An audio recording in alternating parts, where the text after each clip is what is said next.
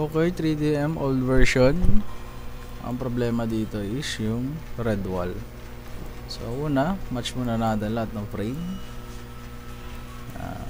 Drag hanggang mag-move siya doon. So then move natin ang konti. Yan. Then F2 and confirm F3. Maglalag na.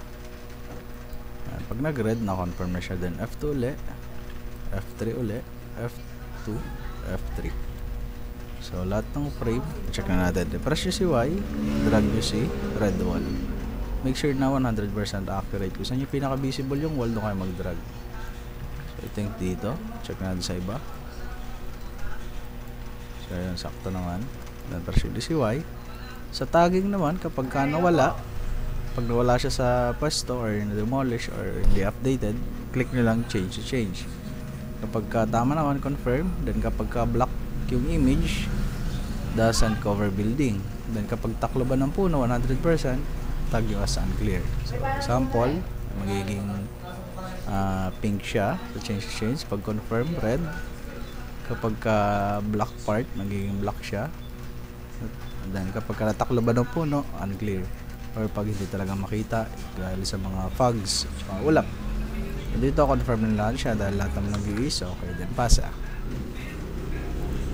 Then next, dito check ulit natin. Ito yung old version. Yan, mapapansin nyo sa left panel may gaps naman siya. Then press natin si Y. Since match naman sila, yan, wala siyang red 3D. So select all, drag ulit si red wall. Ayan, make sure na 100% accurate. Press Y ulit. Check natin sa ibang frame. So ayan, okay naman. Check. So mukhang ito ay grounds. So wala nating alisin.